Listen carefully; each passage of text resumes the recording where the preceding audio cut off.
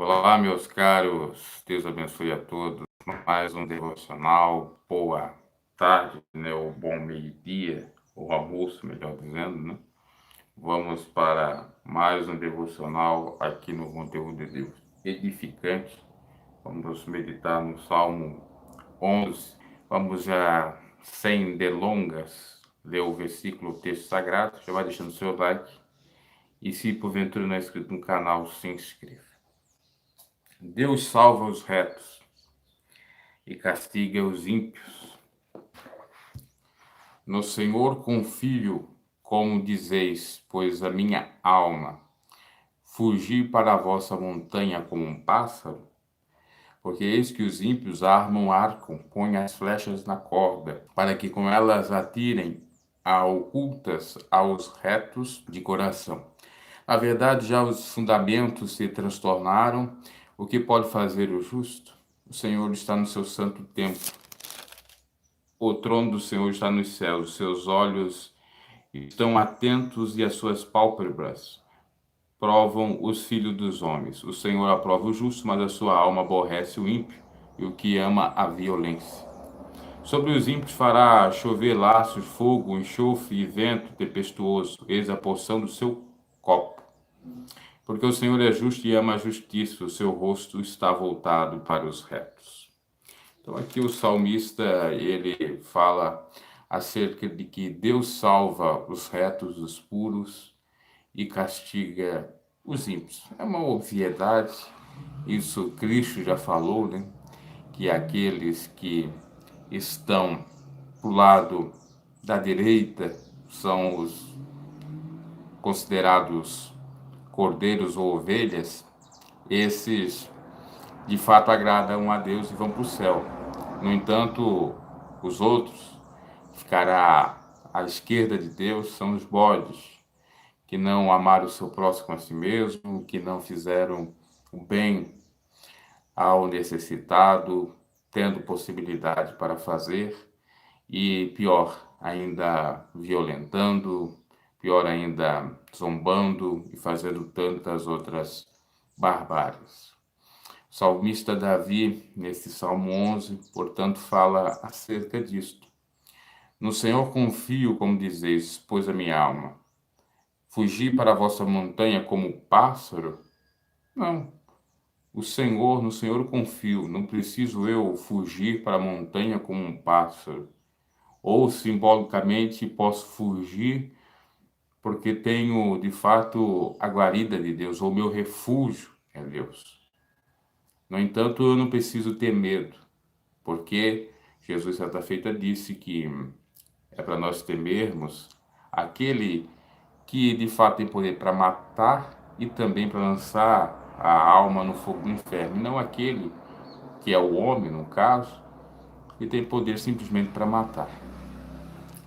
Porque eis que os ímpios armam arco, põem as flechas na corda, para elas atirarem a ocultas aos retos, coração verdade.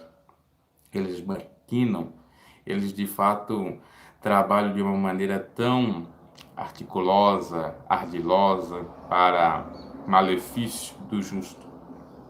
Porque tem inveja, porque não sabem respeitar aquele e aquela que de fato tem as suas bênçãos por ser exatamente uma pessoa justa. Por que que Caim matou Abel? Inveja? Mas não só inveja. Fato de realmente ser egocêntrico, ser egoísta, ter uma certa ojeriza pela própria pessoa, achando que ele também não pode alcançar a mesma dádiva ou presente de Deus se fizer a mesma coisa ou até melhor. E tem muitos que pensam assim, que perseguem a pessoa simplesmente por capricho, por perseguir, por achar um inimigo, um adversário, alguém para atenuar as suas frustrações. Você pode ver, geralmente pessoas que são atribuladas, que têm uma série de problemáticas, elas acabam escolhendo um bode expiatório. Elas acabam escolhendo de fato, alguém para que possa ela jogar para fora os seus medos, as suas raivas, as suas frustrações. Ou seja, como fosse algo que servisse de um processo de exorcismo. Essa pessoa aqui é nela que eu me descarrego, é ela que é o meu saco de pancada, enfim. Tem pessoas que pensam assim, lamentavelmente, que não enxergam que o problema não é as pessoas, mas sim ela mesma que tem um ponto de vista equivocado. E ela está fazendo uma coisa totalmente errada, colocando a culpa em terceiros, fazendo mal para terceiros que não têm a mínima culpa. Por isso que diz o ditado que por conta do pecador paga o justo. É nesse sentido. Não, esse aí é o mal. Mas a palavra nos revela que esses sim procedem vão ser castigados por Deus. Aqueles que fazem mal ao próximo sem lhe fazer nada, oprimem, zombam, fazem barbáries, esses hão de sofrer o mais duro e cruel juízo de Deus. Porque Deus não se deixa escarnecer, tudo que o homem semear, ele vai colher. Por exemplo, você já deve ter lembrado daquele índio Galdino, me parece que é o nome, que aqueles jovens rapazes, filhos de gente rica, classe média, acabaram ateando fogo nele e matando o sujeito carbonizado, vivo.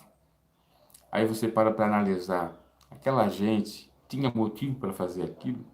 Ou fez uma tentativa de lançar as suas frustrações, ou por conta de problemas familiares, ou por conta de drogas, de vícios, etc. E é isso que eu quero te chamar a atenção, dizer, e Davi fala isso, que muitos ímpios, eles armam nas ocultas as ciladas para destruir aqueles que são retos de coração, não é simplesmente por conta de uma inveja ou inimizade, mas é por conta também, e isso até mesmo se você for analisar em psicologia, Freud e tantos outros aí, especialistas falam disso, nem precisava de falar, porque já é notório a gente pensar nisso, já é sabido, né?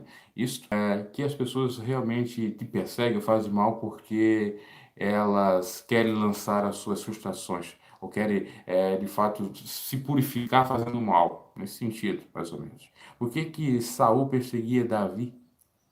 Tem a questão do espírito imundo, sim. No entanto, tinha um outro viés também. Ele queria, porque queria fazer mal a Davi, porque já virou uma rotina, um vício, e aquilo de alguma maneira no seu subconsciente lhe trazia paz, porque ele estava num conflito meio que equivocado e a sua cabeça funcionava daquilo. E é assim que funciona a cabeça, o pensamento de muitos ímpios sem Deus.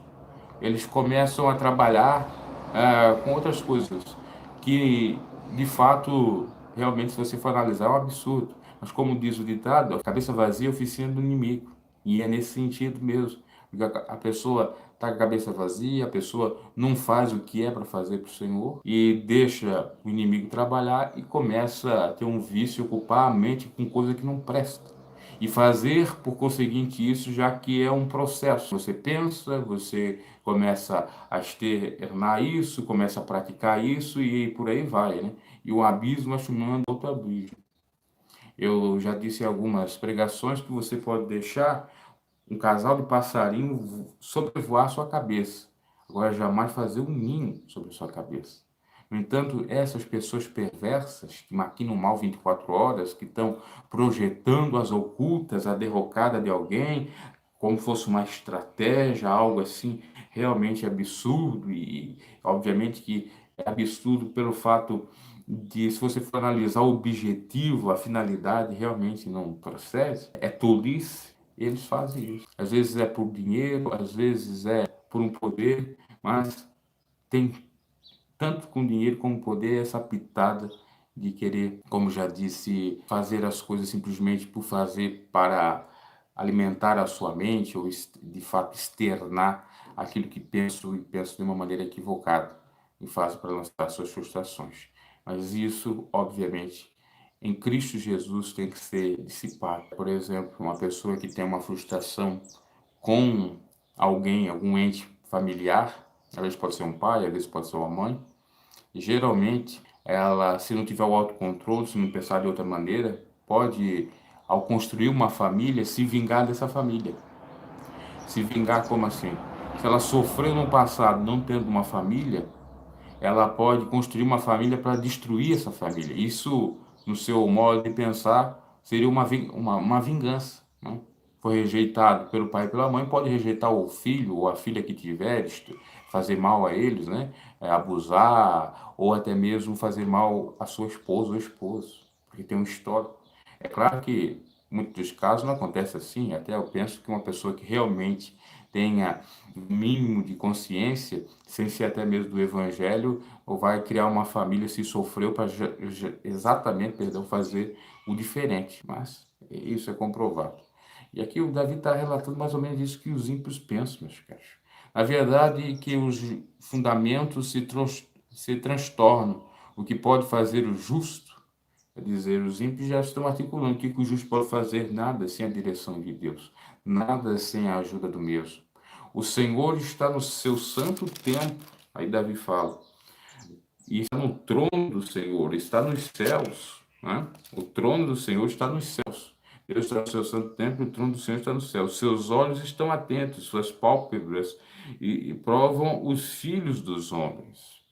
Então ele fala que Deus está vendo tudo, que acima de tudo está Deus, que o seu templo ou o seu trono está nos céus, não está na terra, que tem superioridade e que esses não vão ficar impunes, porque nada fica impune diante de Deus, nada fica encoberto diante do mesmo. Ele está vendo todas as coisas. O Senhor prova o justo, ou seja, até mesmo o justo pode sofrer sim, com a permissão de Deus. Como nós vimos vários justos no passado sofrendo, Jó, né, o próprio Daniel, que me foi uma prova ali na cova dos leões, né, Sadraque, Mesaque e Abednego também, naquela fornalha ardente, mas Deus esteve com eles. Mas Deus mostrou a sua grandeza, inclusive para os céticos, que eles tinham Deus na sua vida, e que poderia dar o escape, o livramento e a bênção por conseguinte. Mas o Senhor prova o justo, mas a sua alma aborrece o ímpio. Quer dizer, Deus realmente prova o justo, né? Faz uma prova para testá-lo, se de fato ele é cristão ou não. Né? Permite algumas situações para ver se ele blasfema de Deus, para ver se critica a Deus. Como Jó passou por isso. Mas Deus aborrece o ímpio, inclusive o ímpio que faz o mal ao justo. E às vezes você vê alguns ímpios fazendo brincadeiras, chocarrices, né? Aquilo Deus permite para ver quem é o cristão. No entanto, Deus não está se agradando do que o ímpio está fazendo. Essa é a grande verdade. E ele vai ter condenação disso também. Porque a regra é amar a Deus sobre todas as coisas, próximo a ti mesmo. Se você não quer sofrer zombaria, você não quer sofrer com nenhum tipo de aflição, né, ou fazer mal, não quer sofrer nenhum mal, por que que você faz para o outro? Por que que você indica o outro? Por que que você faz bullying com o outro? Por que que você é hipócrita? Por que que você vai para o catolicismo ou vai para o protestantismo e não se converte ao verdadeiro evangelho, que é a boa nova de Cristo, que é amar ao próximo a si mesmo e a Deus sobre todas as coisas? Se você gosta de dar uma de santarrão para aparecer diante dos outros, mas por trás do pano faz mal, puxa encrenca, zomba, faz isso e aquilo, você não é cristão, você é ímpio. E você vai pagar por conta disso. Porque o homem mau vai de mal a pior, enganando e sendo enganado. E o homem que zomba, e o homem que é zombateiro, que de fato quer fazer o mal pro próximo, vai sofrer com isso também. Vai ser feito de escárnio também, muito em breve. Vai sofrer as consequências. Por isso que a gente tem que vigiar, né, às vezes, o que a gente fala, e, obviamente, medir as consequências com relação a exatamente a fazer, às vezes, alguma blaga, alguma piada com uma pessoa para ver se vai ser ofensivo, né, e acho o que se fala também, né, porque aqui Jesus, aliás, é Jesus também, né, mas o Deus Pai, Filho e Divino Espírito Santo falam pela boca de Davi, dizendo, no versículo 5 do capítulo 11 de Salmos, o Senhor prova o justo, ou seja, a provação vai vir para o justo, mas a sua alma aborrece o ímpio. Quer dizer, ainda que Deus permita que o ímpio aflige o justo, o ímpio vai sofrer por afligir o justo. Não é isso? É gravidade. Deus não é pernicioso. Não quer dizer que ele está com a pessoa, porque o ímpio faz o mal, o ímpio não vai sofrer nada. Eu posso fazer, pintar e bordar com o justo que, né, até nós lemos o versículo na última meditação, né, Salmos 10, que dizia isso, que Davi dizia isso. Não era Davi, acho que era outro salmista. Dizia que o justo faz, pinta e borda e acha que não tem Deus, então posso fazer. Só que é o contrário, ele vai sofrer. Ele acha que não vai vir. Quando não pensares que vai vir alguma coisa, virá. É o que a Bíblia nos revela. E o que ama a violência, então Deus aborrece o ímpio, o que pratica o ama a violência. O violento, de fato, algum vai entrar no reino de Deus. Aquele que é um sujeito áspero, um sujeito cruel, bárbaro, tirano, um sujeito que tem prazer, como já disse outrora, sádico de ver as pessoas sofrendo, de ver as pessoas realmente passando por privações, né? E obviamente se alimenta daquilo. Eu falei de oficina do inimigo, né? Sua cabeça vazia, é exatamente isso. Se alimentar de violência, porque não tem o que se ocupar, e também para atenuar suas frustrações. O sujeito tem uma frustração interna, tem uma encrenca existencial grande tamanho, e para aplacar isso, entre aspas, ele gosta de ver outros se ralando, sofrendo, no caso, né? Eu ia falar até uma palavra indecente, mas é que comumente se fala essa palavra, né? Por exemplo, na antiga Roma, tínhamos as figuras dos degladiadores, lá no Coliseu Romano. E tinha toda aquela plateia que gostava, que se alimentava de ver violência, de ver aquele conflito lá, às vezes aqueles poderosos, poderosos não, perdão, aqueles gladiadores cheios enfim, de um aparato de armadura, etc., enfrentando um leão, enfrentando uma besta, enfrentando outros, enfim. Então eles ficavam assim em êxtase, tanto em ver aquele degladiador vencendo ou até mesmo morrendo quando ia fazer confronto com animais muito fortes, né?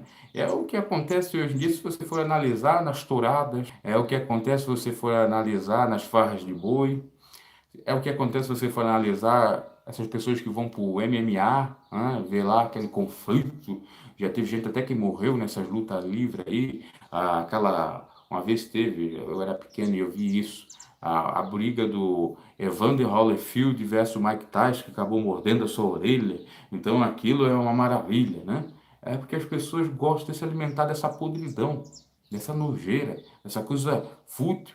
E por isso que o ímpio, e quando ele se alimenta disso, ele até pratica isso porque é um prazer mórbido e terrível. Eu já disse aqui várias vezes que tem pesquisas que comprovam que o povo gosta mais de ouvir coisa ruim, notícia ruim, hard news, do que notícias boas. E se nós for fazer uma simbologia, realmente eles preferem ouvir e fazer coisas ruins, fazer coisas ruins, do que ouvir a boa notícia do Evangelho. Porque o Evangelho, a tradução é boa notícia, do que ouvir o amar a Deus sobre todas as coisas, é o próximo a si mesmo.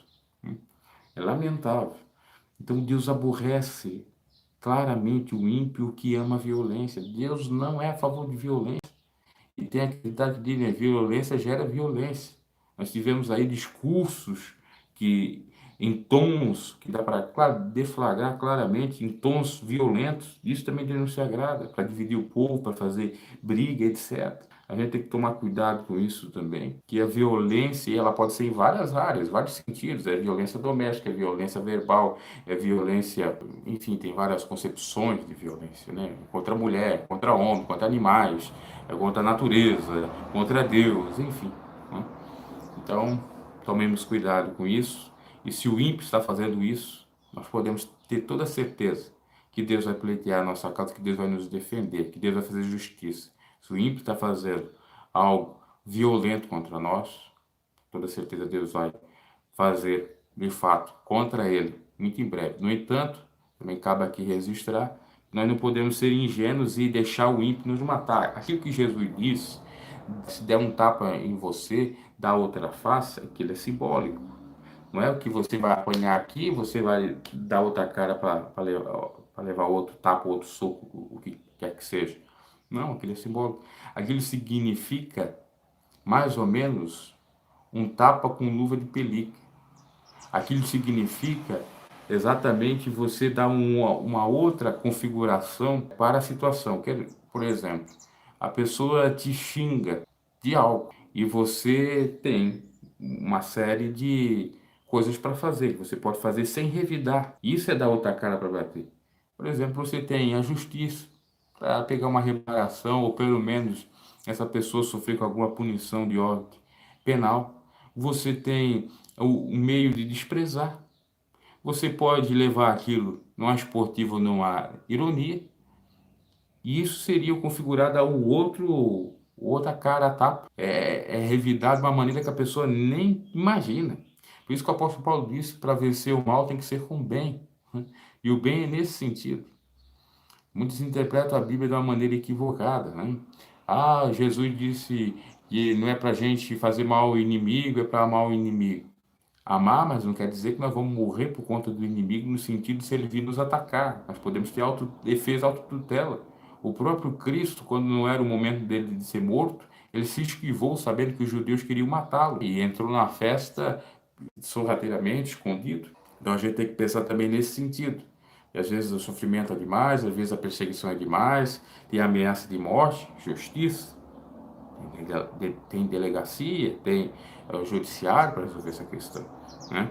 Agora tem situações que o negócio é fazer vista grossa, ou seja, não dá a mínima, que aí vai parar de fato, né? Recentemente uma pessoa ficou aí zombando de mim e eu simplesmente nem dei bola. Depois passei 4, 5 cervejas para ela, ela não fez mais nada. Porque às vezes é obviamente um ataque até do inimigo que Deus permite para provar-nos. Nós somos de fato cristãos e sabemos utilizar a sua palavra. É claro que aquele, se continuar, vai sofrer sim com alguma represália. E outra, tem horas que tem que se falar também, né? Tem horas que tem que ir para o confronto. Jesus ia para o confronto quando aqueles religiosos vinham sobre ele com tudo. E principalmente quando ele viu aquela comercialização na casa do seu pai e foi lá e tirou. Não tem pecado nenhum, porque a Bíblia diz: irai-vos, mas não pecai-vos. Não põe um sol sobre a vossa ira. A gente não pode ser covardes, tíbios, nós não podemos ser medrosos, nós não podemos ser de maneira nenhuma tolinhos, vamos dizer assim. Porque tem a ideia, se você dizer que é cristão ou crente, é que você é tolo. Ah, esse aí é um crentinho, uma crentinha tola. Podemos fazer o que bem entende sobre ele, podemos dar um peteleco na orelha, um tapa na cara, um chute, um soco, que ele não vai fazer nada. Não é bem assim. Se você cair nessa mesmo, você vai ser sempre aí o saco de pancada dessa gente, você vai ser sempre estar sofrendo. E não é isso que o Evangelho ensina. O Evangelho ensina, de fato, confronto. Né? Confronto, claro, com as armaduras de Deus, e quando passar todos os limites, tem outras providências a serem feitas. Mas é claro, como diz o versículo, o Senhor prova o justo, mas a sua alma aborrece o ímpio e o que ama a violência. Sobre os ímpios fará chover laços, fogo, enxofre, tempestuoso, eis a porção do seu copo. Quer dizer, vai pagar por aquilo que fez. Sobre o ímpio que faz isso, outro justo, o Senhor, Deus vai fazer chover laços contra ele. Fogo, enxofre e vento tempestuoso. Laços para derrubá-lo. Laços verdadeiros, ele não vai ter como escapar. Fogo, condenação, fogo do inferno. Condenação também até aqui na terra, com algo que venha configurar o queimar, o sofrer, o arder da sua alma, porque a alma, sonhos, vamos dizer assim, aflições, o enxofre, o vento tempestuoso de tempestade sobre ele. E aí ele vai tremer na base, e aí ele vai rever, se ele quiser mesmo, né, vai rever seus posicionamentos. Porque até mesmo isso que Deus faz contra o ímpio é para ver se ele se converte ao Evangelho, porque Deus não quer nem que o ímpio pereça ou morra. Repreende e castiga todos os que amam. Deus ama até a alma do ímpio, por que não ama? Jesus morreu por todos. E por isso que é necessário acontecer isso. E às vezes acontece. E como acontece? É tudo dentro do tempo do Senhor, não é nosso tempo. Então a gente tem que medir as coisas, a gente tem que levar um pouco no equilíbrio, né? Porque o Senhor é justo e ama a justiça. O seu rosto está voltado para os retos, é claro. Deus é justo e ama a justiça. Ele não ama a violência e não ama o ímpio que aborrece o justo. Lembrando que quem aborrece o justo aborrece o próprio Deus. Jesus disse isso. Aqueles que fazem mal a esses pequenininhos aqui estão fazendo a mim. E aí pensam esses que estão lidando com simplesmente uma pessoa, um homem, uma mulher, não estão lidando ou contra o próprio Deus. Foi aquilo que Jesus disse para Paulo quando ele está no caminho de Damasco. Saulo, Saulo, por que me resistais, né? Ou por que estás resistindo, estás me perseguindo, enfim. Porque o que Paulo fez, ele não fez para Jesus, Jesus já estava mais na terra, né? Jesus, corpo, carne. Mas ele fez para os discípulos do Senhor na terra, como ele estava lá vendo e achando graça, e nós falamos aqui da questão de se alimentar de coisas ruins, de ter prazer nessas coisas ruins, Paulo estava lá tendo. Quando via Estevão sendo apedrejado, estava lá comemorando, como era o costume na época do povo romano comemorar nas batalhas, vendo as desgraças dos outros, se alimentando daquilo, tendo uma sensação prazerosa por ver o outro sofrendo. Era isso. Mas Deus fez Paulo se humilhar. E depois Paulo, que era o perseguidor da igreja, passou a ser perseguido. Ou seja, tudo que o homem semear, vai colher, né? Ele pagou com a mesma moeda, não pagou? Claro, de acordo com o contexto, né, de Deus, da palavra do Senhor, né? Do nosso contexto, da maneira que a gente quer fazer justiça, da justiça de Deus, né? Mas aconteceu. E aí, por isso que Paulo vai dizer a Timóteo que o homem mau, de mal a pior, enganando, sendo enganado.